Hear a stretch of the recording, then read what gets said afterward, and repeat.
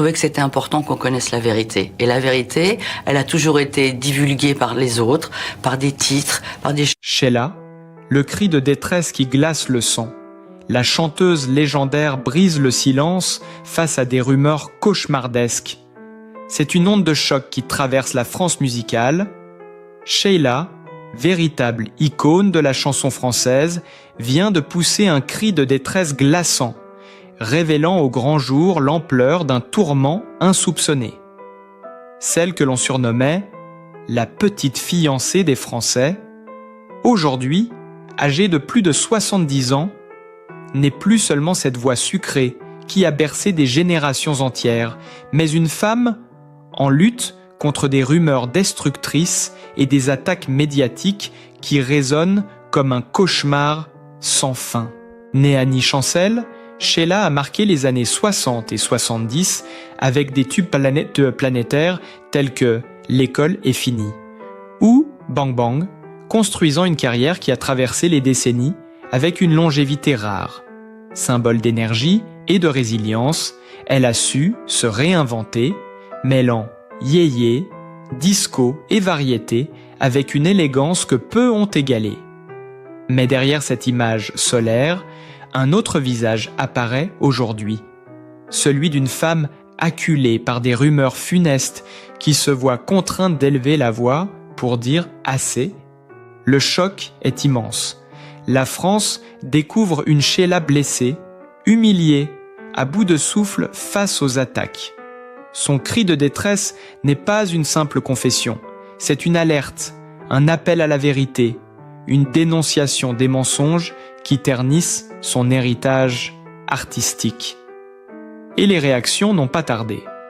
Sur les réseaux sociaux, les fans expriment une colère sourde et une solidarité bouleversante.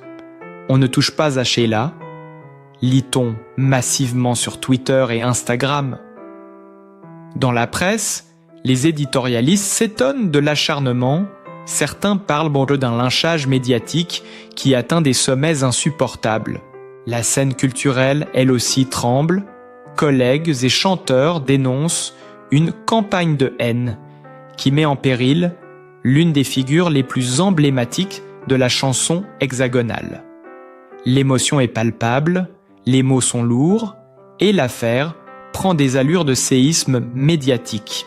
Sheila, en un cri déchirant, rappelle que derrière la star adulée se cache une femme de chair et de sang, aujourd'hui au bord de l'abîme.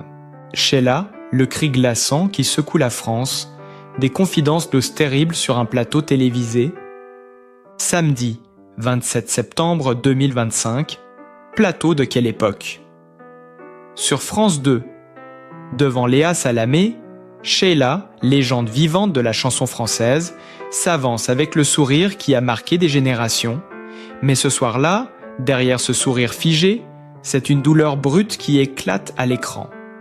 Interrogée sur la rumeur la plus persistante et la plus destructrice de sa carrière, celle qui prétendait qu'elle était en réalité un homme, la chanteuse a livré un témoignage d'une rare intensité, bouleversant l'assistance et sidérant les téléspectateurs. Sheila est un homme. Sheila a eu une opération pour devenir une femme. A-t-elle répété avec une amertume glaciale? La star explique avoir entendu ces phrases des milliers de fois, au point d'en être meurtrie à vie. Je sortais très peu, car on me disait que j'avais une poche d'eau de mer sous la peau du ventre, a-t-elle poursuivi, en référence aux attaques perfides dont elle a été victime après ses interventions esthétiques. Le public, d'abord silencieux, a frémi. Puis, dans un souffle, elle a évoqué le moment le plus intime de son existence, la naissance de son fils, Ludovic. Quand j'ai eu Ludo, on m'a dit qu'il avait été adopté en Suisse. En réalité, avec le recul, c'est hallucinant. Moi, ça a pourri ma vie. Celle de mes parents, les mots résonnent comme des coups de poignard. L'émotion est telle que Léa Salamé, d'ordinaire imperturbable, peine à trouver la réplique. Sheila poursuit, implacable. J'ai passé des jours et des jours enfermé chez mes parents, à pleurer. Il y a toujours quelqu'un qui vous dit qu'il n'y a pas de fumée sans feu et que Si c'est écrit dans le journal, c'est que c'est vrai. Demain je meurs, il y aura quelqu'un qui dira « Moi j'ai bien connu le docteur qui l'a opéré. » C'est sûr, cette confession sidérante a provoqué un choc immédiat dans l'opinion. Sur les réseaux sociaux, le hashtag Viedru soutient Sheila est monté en flèche dans la nuit, envahissant Twitter, TikTok et Instagram. Les fans, outrés, dénoncent un harcèlement médiatique qui dure depuis plus d'un demi-siècle. La comparaison avec Brigitte Macron, elle aussi victime d'une rumeur transphobe similaire, a renforcé le caractère explosif de l'émission. Sheila a défendu la première dame avec une vigueur inattendue. Comment on a à prouver quoi que ce soit? Quand on s'appelle Brigitte Macron, je suis désolé, on ne dépose rien. Il faut qu'elle se blinde vraiment. Ça ne part jamais. Il y a des histoires d'argent dans ces affaires-là, et ce qui fait vendre, c'est le scandale. La chanteuse, indignée, dénonce une mécanique infernale où les mensonges deviennent des armes, alimentées par la presse à scandale et amplifiées par les réseaux. Ce soir-là, l'émission a pris des allures de tribunal médiatique. L'ancien ministre de la Justice, Éric Dupond-Moretti, présent sur le plateau, est revenu sur les origines de la rumeur visant Brigitte Macron. À ses côtés, le journaliste Marc-Olivier Fogiel a tenté d'analyser les motivations de la première dame à déposer plainte pour diffamation contre une influenceuse américaine. Le contraste était saisissant. D'un côté, l'arsenal judiciaire mobilisé par la compagne du président de la République. De l'autre, Sheila, seule face à des décennies de calomnies, racontant comment sa vie privée, sa carrière et même sa maternité ont été piétinées par une rumeur tenace. L'effet fut dévastateur. Dans la salle, plusieurs spectateurs avaient les larmes aux yeux. Sur les plateaux télé et dans les rédactions, la séquence a immédiatement été qualifiée de « moment de télévision historique ». Les éditorialistes y voient le symbole d'un mal plus profond, la persistance de fake news dévastatrices devenues ingérables à l'ère numérique. Pour Sheila, ce cri de douleur n'est pas une tentative de justification, mais une ultime mise au point. Elle refuse que l'on piétine son identité, son histoire et la mémoire de ses proches. Mais en brisant le silence, elle ravive aussi une plaie béante, exposant à nu la violence des rumeurs qui n'ont cessé de hanter sa vie. Dans les heures qui ont suivi la diffusion, les réactions se sont multipliées. De nombreux artistes français, de Julien Clerc à Patrick Bruel, ont exprimé leur soutien, dénonçant une chasse aux sorcières injuste et indigne. La presse étrangère s'est emparée du sujet, comparant la situation de Sheila à d'autres célébrités détruites par des rumeurs toxiques. Une évidence s'impose. Derrière la légende, il y a une femme brisée qui, ce samedi soir, a livré son cri de détresse le plus retentissant. Un cri qui marque peut-être un tournant, mais qui surtout expose la face sombre d'une célébrité payée au prix fort. Le tumulte médiatique qui s'est déclenché après les confidences explosives de Sheila ne connaît aucun répit. Dès le dimanche matin, les chaînes d'information en continu reprenaient en boucle l'extrait où la chanteuse, la voix tremblante, évoquait ses longues journées d'isolement passées à pleurer chez ses parents. Les images ont fait le tour du pays en quelques heures, devenant virales sur toutes les plateformes. Les unes des journaux du lendemain affichaient toutes le même mot en lettres capitales, détresse. Dans les studios de radio, sur les plateaux télévisés, les débats s'enchaînaient. Certains chroniqueurs rappelaient la violence insoutenable de la rumeur, d'autres s'interrogeaient sur la responsabilité de la presse des années 70 et 80 qui, selon eux, avait contribué à alimenter ce fantasme collectif autour de la chanteuse. Les micros se tendaient, les témoignages affluaient. Des anciens collaborateurs, des amis de longue date, mais aussi de simples anonymes, prenaient la parole pour défendre celles qui avaient accompagné leur jeunesse avec ses refrains légendaires. Sur Twitter, l'affaire prenait une tournure politique. Les hashtags JDK, Sheila, victime, stop aux rumeurs, mais aussi Solidarité Brigitte fleurissaient simultanément, faisant le lien entre la chanteuse et la première dame. Beaucoup y voyaient le symbole d'un phénomène plus large, la manière dont des figures féminines publiques sont systématiquement ciblées par des rumeurs visant à remettre en cause leur identité même. On attaque leur corps, leur vie privée, pour mieux les fragiliser, écrivait une militante féministe très suivie. Dans le même temps, certains tabloïds étrangers, flairant le scandale, reprenaient les déclarations de Sheila avec un ton ambigu, parfois même ironique, relançant une mécanique médiatique insidieuse. Face à cette nouvelle vague, les fans organisaient des campagnes massives de soutien, partageant des vidéos de concerts mythiques, des interviews d'archives, rappelant la grandeur de son héritage artistique. Sur le plan institutionnel, la séquence prenait aussi de l'ampleur. Des députés dénonçaient une violence médiatique d'un autre âge, appelant à renforcer les dispositifs de lutte contre la diffamation et les fake news. Dans les rangs du gouvernement, certains rappelaient que le cas de Sheila, comme celui de Brigitte Macron, illustre l'impuissance des personnalités publiques à se défendre face à une rumeur persistante, même des décennies après son apparition. Mais ce sont les confidences de Sheila sur son fils Ludovic, décédé en 2017, qui ont le plus bouleversé l'opinion. En évoquant l'accusation d'adoption inventée de toutes pièces, elle a ravivé une douleur encore vive. Ce mensonge a dévasté ma famille, a-t-elle lâché, la voix cassée. Pour beaucoup, ce passage fut le plus insoutenable, révélant l'impact irréversible que des rumeurs peuvent avoir non seulement sur une carrière, mais aussi sur des vies intimes, des destins brisés. Dans les jours suivants, de nombreux artistes ont pris la plume. Julien Clerc a écrit sur Instagram « On ne mesure pas toujours le prix de la gloire. Sheila mérite notre respect, pas notre suspicion. » Patrick Bruel, lui, a dénoncé un harcèlement d'état médiatique. Même au-delà du monde de la chanson, des personnalités comme Muriel Robin ou Lynn Renaud se sont exprimées, rappelant le courage de Sheila d'avoir brisé le silence en direct, face à des millions de téléspectateurs.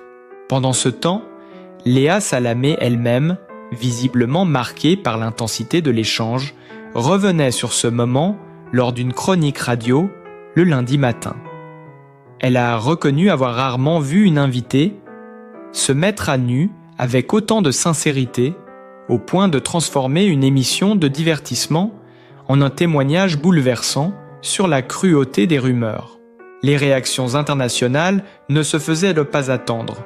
En Espagne, la presse comparait Sheila à d'autres artistes, comme Rocío Jurado, victimes, elles aussi, de calomnies persistantes.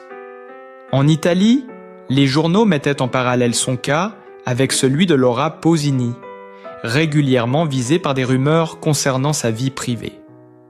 Aux États-Unis, certains médias s'attardaient sur le parallèle entre Sheila et Brigitte Macron, analysant cette obsession autour du genre des femmes publiques comme un symptôme d'une société en quête perpétuelle de scandales. Mais l'écho le plus fort venait du public. Des milliers de messages affluaient, certains racontant comment les chansons de Sheila avaient accompagné des moments de vie intime, mariage, vacances, soirées d'été, et combien il était insupportable de voir leur idole humiliée de la sorte. Les fans organisaient des veillées virtuelles, partageant des vidéos, chantant ensemble, se passaient en guise d'hymne de soutien. Et au cœur de ce tumulte, une question revenait sans cesse. Comment une rumeur née, il y a plus de 50 ans, peut-elle encore peser aujourd'hui avec une telle violence ? Pourquoi une artiste qui a vendu des millions de disques, qui a rempli les plus grandes salles, doit-elle encore justifier son identité de femme ? Le choc se transformait en indignation, l'indignation en révolte. Sheila sans le vouloir, venait de rallumer une guerre médiatique et culturelle où se croisent les blessures intimes, la fascination du public et les dérives d'un système médiatique avide de sensationnel. Et cette guerre, une fois encore, se déroule sous les yeux de tous, en direct, sans filtre. L'affaire Sheila continue de se transformer en véritable tempête nationale. 3 jours après son passage fracassant sur le plateau de Quelle époque, l'espace médiatique reste saturé par cette confession bouleversante.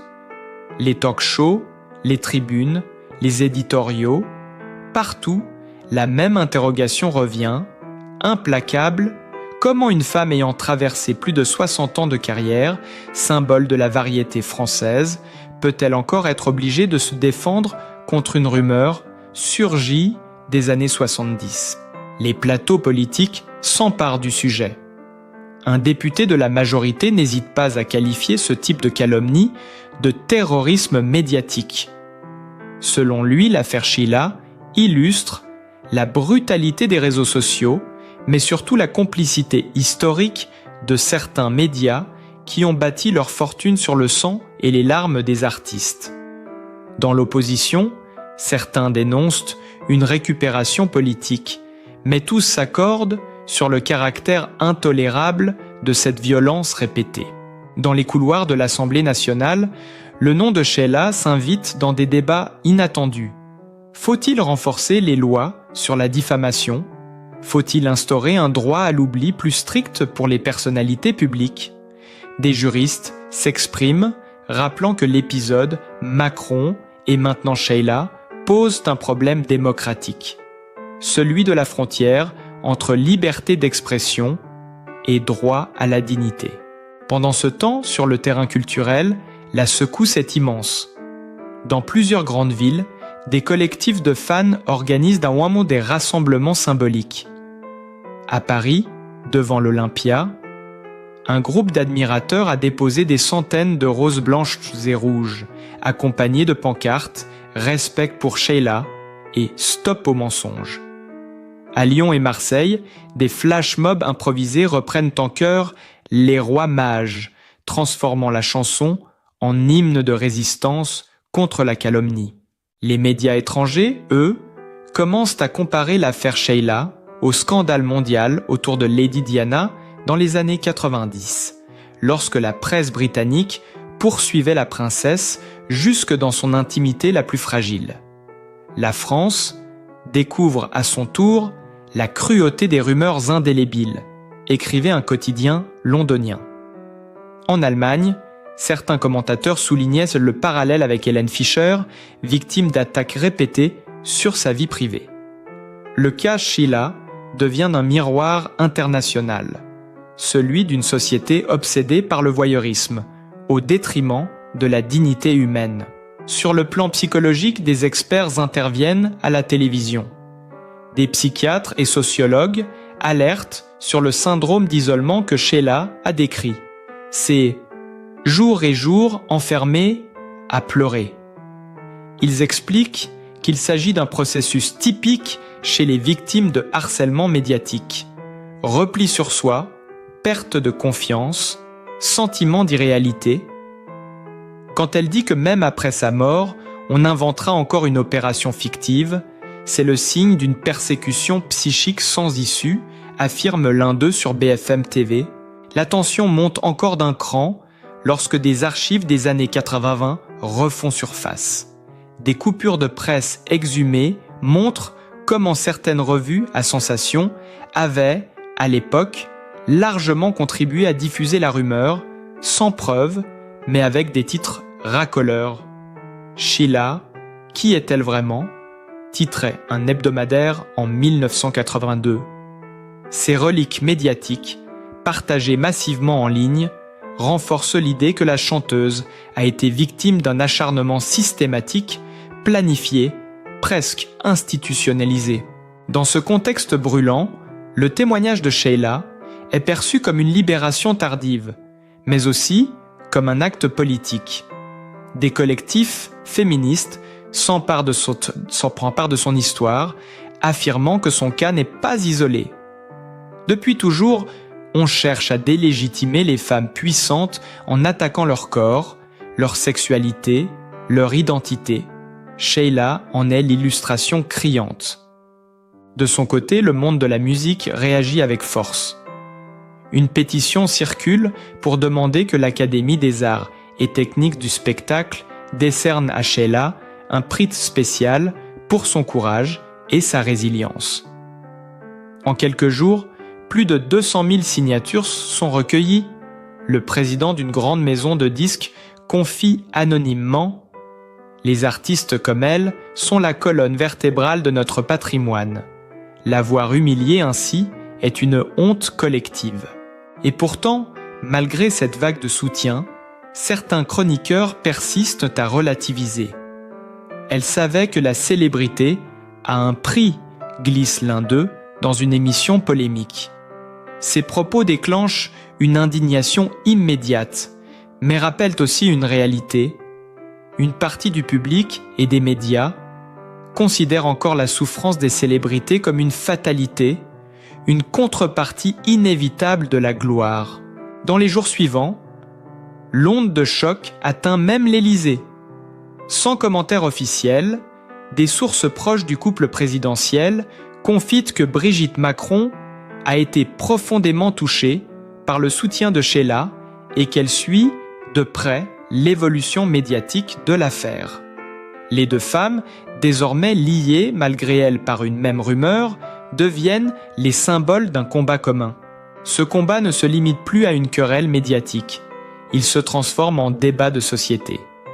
Dans les écoles de journalisme, on commence déjà à analyser le cas Sheila comme une étude de référence sur la déontologie. Les étudiants planchent sur la question « Jusqu'où peut aller la recherche de sensationnel avant de franchir la ligne rouge de la destruction personnelle ?» Pendant ce temps, Sheila elle-même reste silencieuse après son intervention télévisée. Aucune déclaration, aucun tweet.